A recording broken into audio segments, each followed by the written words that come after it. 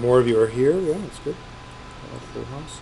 So if we go to our 3D view, so we can do that by going to 3D views here or under view. We can go to the Snoopy house, like I like to call, and that will take us to this view. And then if we come under discipline, so under properties, this properties dialog box again is we're going to be switching and changing a lot of things.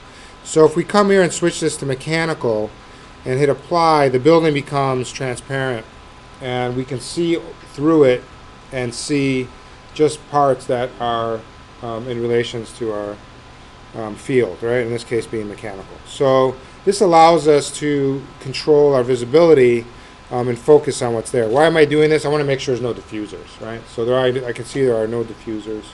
I'm in the file I should. So everybody should have a similar outcome.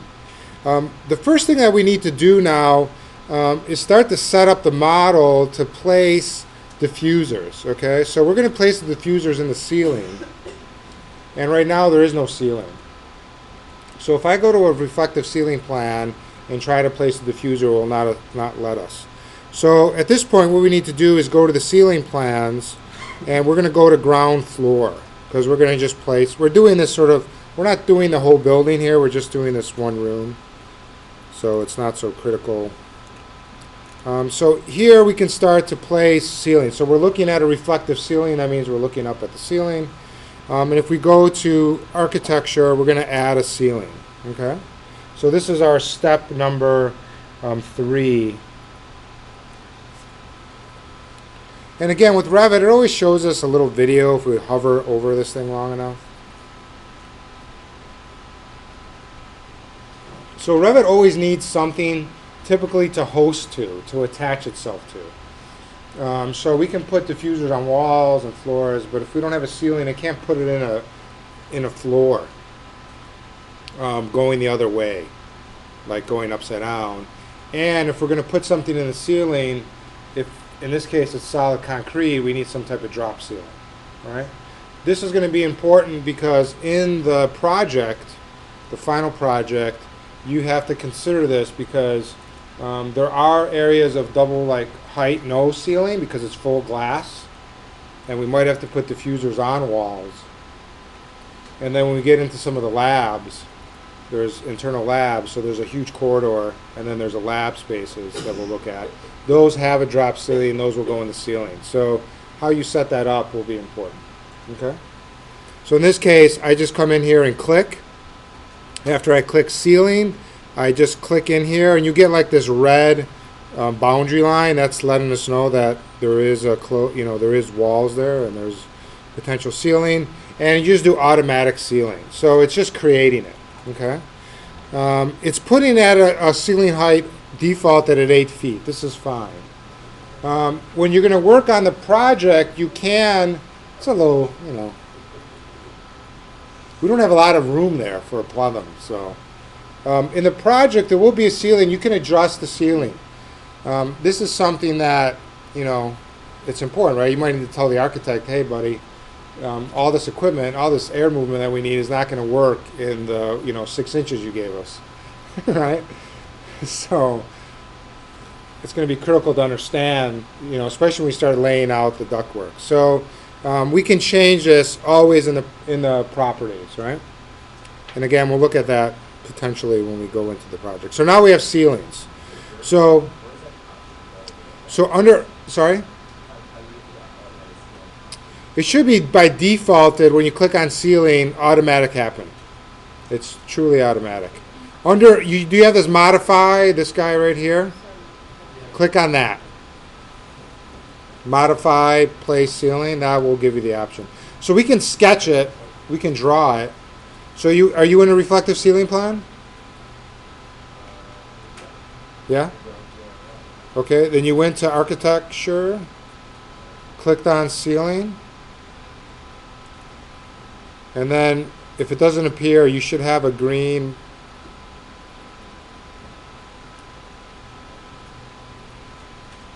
No? Let me come over there real quick. Okay.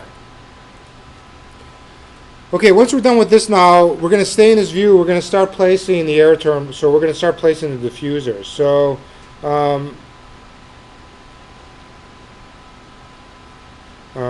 Ignore, let's just stay, I think we can do this. I think we can do this right in here. Let's just stay in this view. Let's go ahead and make sure we can load these diffusers. So let's go to Insert, Load Family. Let's see what happens when we do this. Do you guys get this library? Good. Okay. It was on that machine, but we didn't check them all. So go to Mechanical.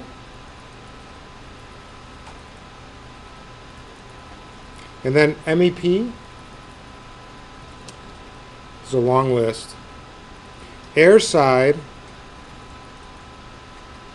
Air terminals.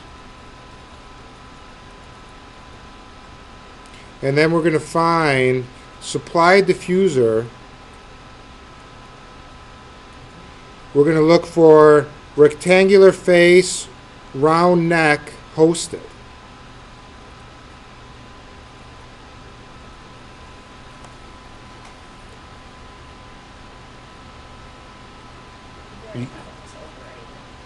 Yeah, that means it's already loaded. But you might not have this at home, so it might. I think I loaded it in this file already, potentially. Just overwrite it if it says, or if you've loaded it already. So you hit open, you might. Yeah, you might get this. Just overwrite. That's fine. Never know. Okay. So far, so good. So then we're going to go to Systems, Air Terminals. And what we're going to do is, under placement, we're going to put place on face. So we're placing it on the ceiling face. Okay? If I'm moving too fast, let me know.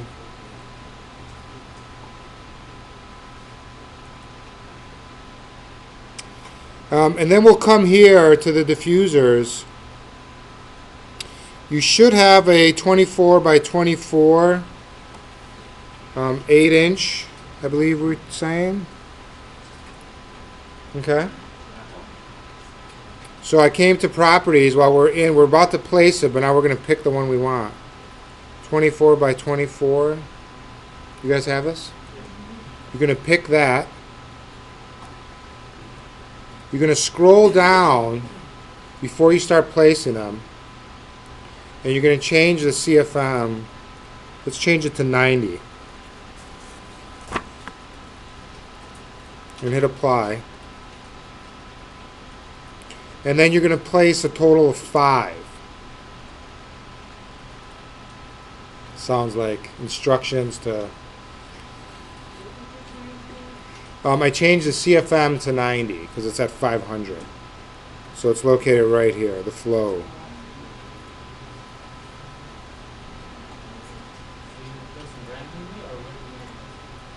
So you guys you become designers all of a sudden. Normally you would have a ceiling grid, right? And you might be attached. In this case, just say we're going to do a perimeter supply and a return, center return. So place 5 of them around the perimeter. Now, let me place them and you watch and you'll see like what happens. They auto align. Now we don't have a ceiling grid in there, which would be the easiest.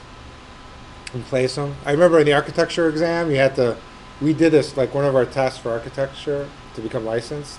You have to do a layout and you get a ceiling grid and you have to put them in. So I didn't want to torture you guys with that one because you can put them wherever you want. But you're typically going to put them in some type of sense, right? So watch me. Make sure your placement is on place on face. As soon as I click one down, you see how it automatically starts giving you dimensions off of walls or off of something? You don't have to be too critical with this. I'm just going to go ahead and place, and you see how they auto align? So I get this sort of auto alignment. We can move these around later. They don't, just because we place them here doesn't mean that's the only place we can place them. Now, we do have a facade here, so let's place 3 in the front, 2 in the back, let's say.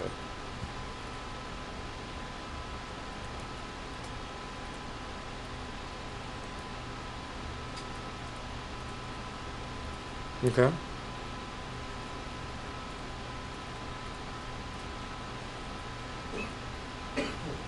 You know, that people don't like air falling on them. It's like that's the most uncomfortable, right? When cold air falls on you. So, I don't know. Where do you guys normally put your diffusers? In the wall? What's that? So they go more not to the wall? Yeah, that's true. What's that? Yeah, yeah. So really long strips. So, yes. So how do I stop that? And how do I? Yeah, so I'm all of a sudden in it. So escape, escape, 2 times will kill it, or always click on the modify button. So that's Revit. To get out of any command, typically escape 2 times will get you out of it, or just go to the modify button and click on it, and that'll get you out of the command. So that's a good question. Otherwise, you're like Yeah. 100 diffusers later. You don't want to be in that situation. Okay, was everybody able to get this? Okay.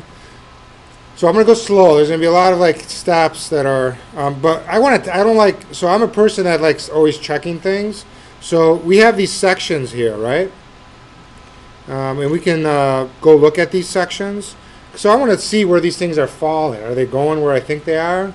So if we go under our project browser, if I hover over this, it's not giving me the section name. I know if I just double click on it, it'll take me to the section. So just double click on that little annotation.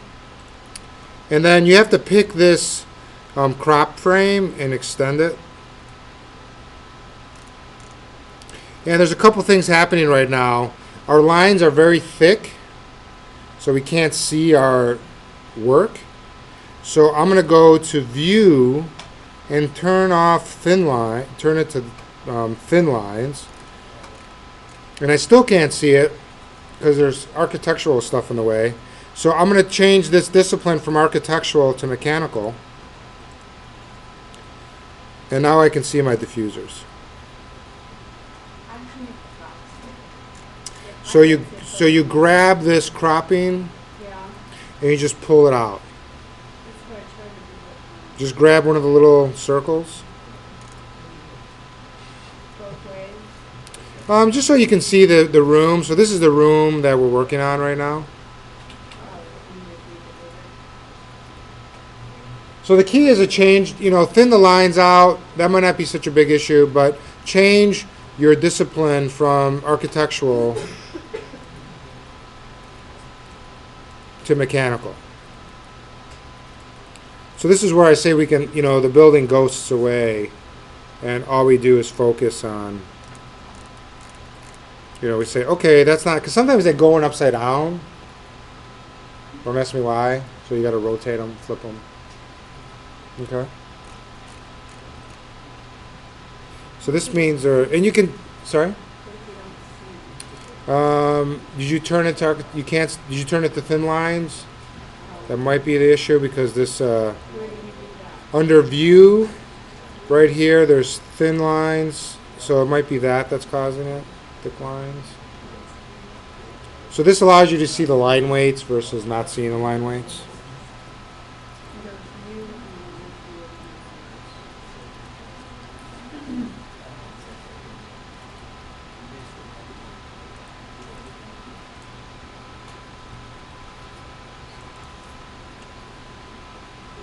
Okay, we have our diffusers in.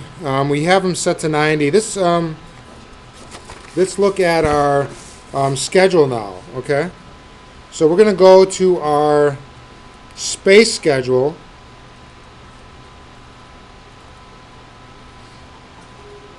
And we're going to add some things. Now, you can see this was space number 2 for me, and we're within range of our calculated supply for CFM for that space. Okay? So that's why that's no longer red.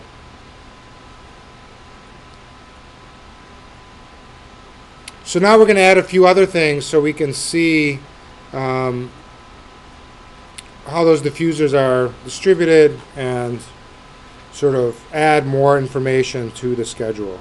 This schedule will be also a critical part for your project. Okay, so you're going to be doing exactly the same thing. Okay, this will be one of the turn-ins for the final, like how you broke it up. Because we're going to eventually, next week I'll show you the zones, because you'll zone it, maybe multiple zones, depending on where you put the, how you decide. Probably makes sense to have multiple zones. And we'll look at next week VAV boxes, so we can set up VAV boxes, how that works, okay? Like when you have two systems. So we're going to push you towards one system. And then we'll get the better diffusers. We'll get a little bit more up to date, okay? All right, so here we're going to go into embedded schedule.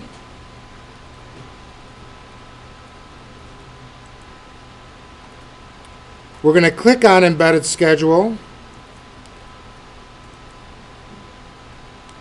We're going to go ahead and activate mechanical. Yep, no problem. So I'm in here right now. I'm in the space schedule. Are you here? In the properties. Everything is in the properties. So anytime you want to edit anything, we're going to go to properties. If it's a view, a component, air handler, everything is going to be here. So this is like, an AutoCAD where we get a properties window. Like on the left, if you double click on a line, this works for everything. Okay? So we're going to go to embedded. We're going to switch on embedded.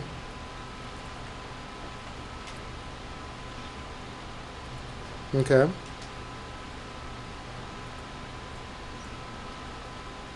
And we should get our air terminals. So you're going to go under mechanical, because I think that doesn't say that there. So go under mechanical and you go into air terminals. And then you're going to click on embedded schedule properties. And you're going to add system type, mark, and flow. Okay? So system type,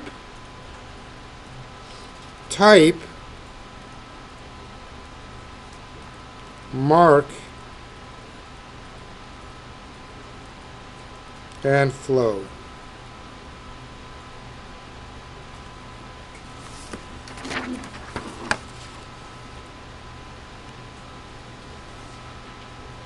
And then hit OK.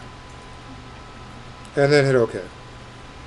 So you should get this laid out like so.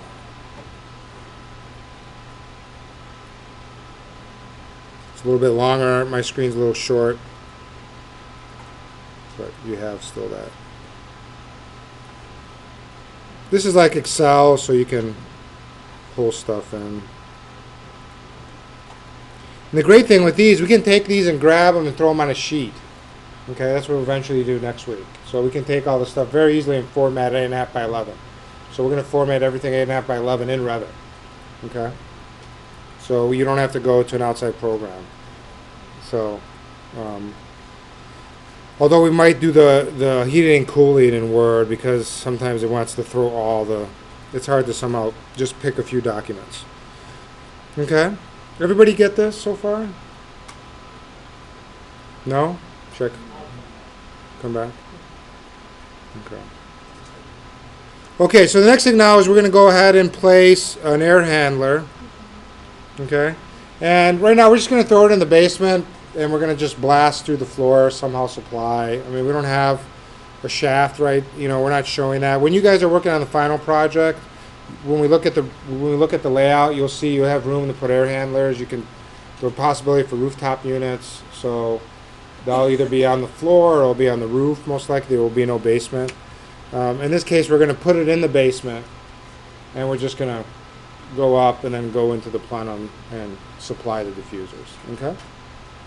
So we're going to place now an air handler, and then we're going to go place a return.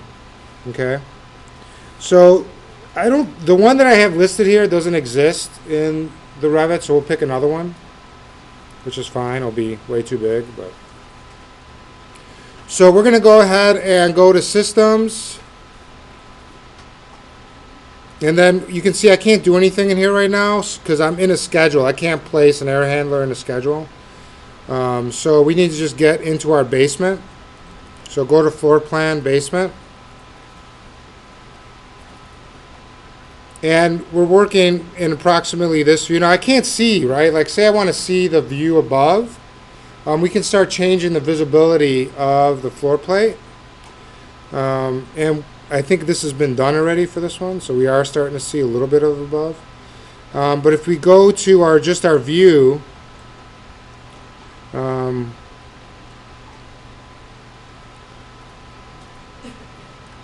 so for underlay, right now I have my first floor plan, okay?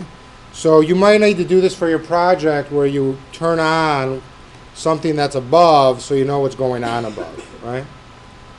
So if you're working on the first floor and say you want to put something on the roof, you want to see the first, like where maybe where your return is going to come straight up, right, based on a shaft. You might want to see that so you place that in the correct spot,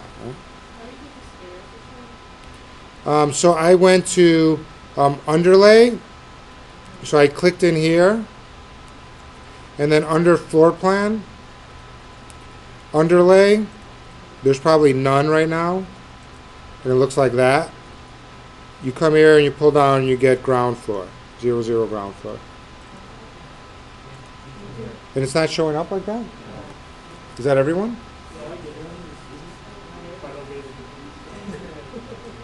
I have it on course. You're using my file? It's maybe the screens are a little.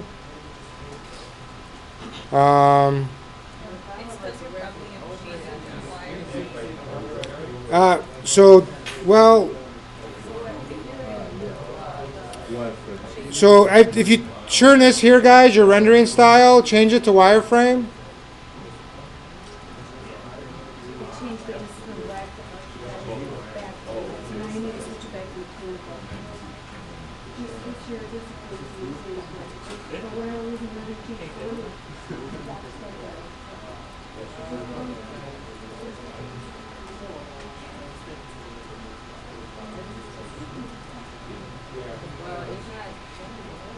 Yeah, because I made a wireframe now. So down here, we have this little cube. Change that to wireframe and it'll look like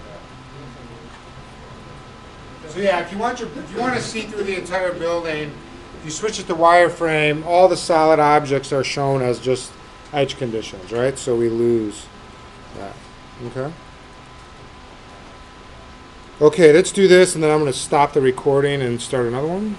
So let's go to mechanical equipment. So right here you say no mechanical equipment loaded. So would you like to load one? Yes. So you click right here on mechanical equipment. Systems, mechanical equipment. Yes. We're going to go to mechanical.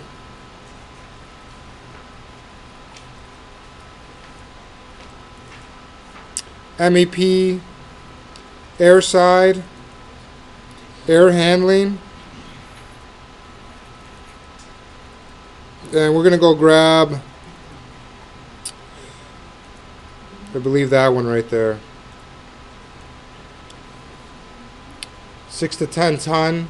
So air handler, vertical packaged, 6 to 10 ton.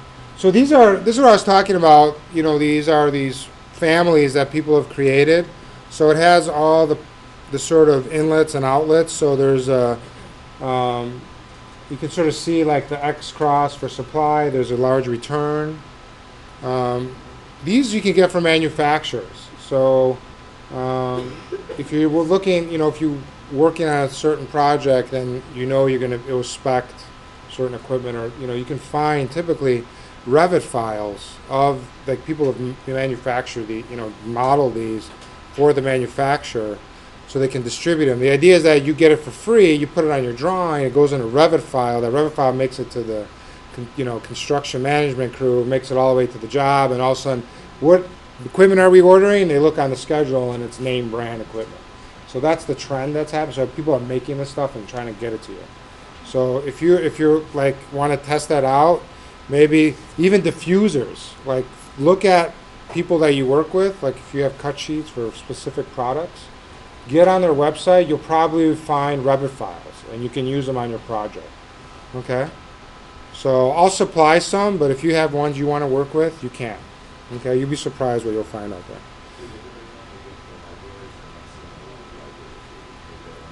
Did you go faster than me? Is everybody okay? Okay. I'm going too slow. So this will allow us to place this guy. You can see that we have the ability to place it at a level. In this case, we do want to place it at a level.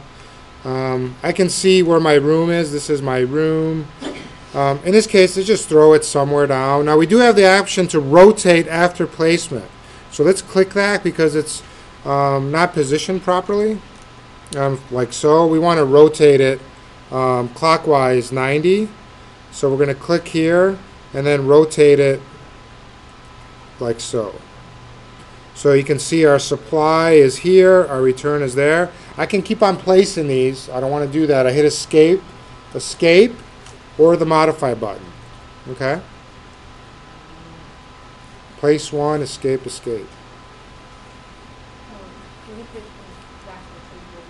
Just we'll rotate. I'll show you how to rotate it. So say you have it the wrong way. After you hit escape, go to modify. If it's not active, select it. You'll get all this, another dialog box. Within here there's rotate. RO is the shortcut. We can pick rotate, click once, and rotate it.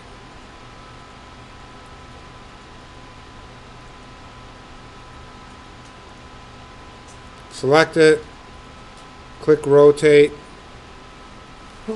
click once, rotate it. Okay? And we can move it, right? Because eventually we may need to move it.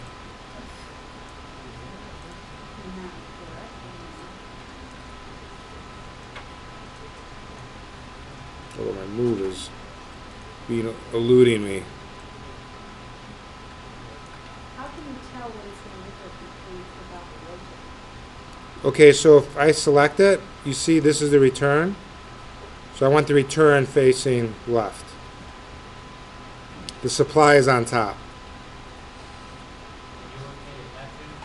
Of course.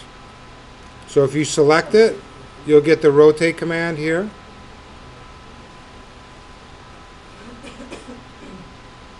So where do you see that thing? Right when you pick it, do you see the symbol for return? I'm hovering over it. If you look at my screen.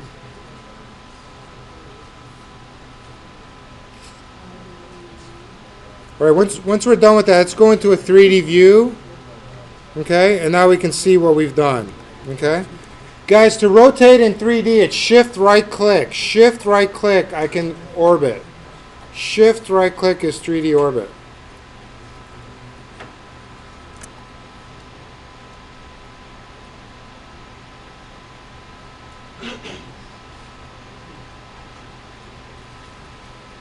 Okay, I'm going to stop the video.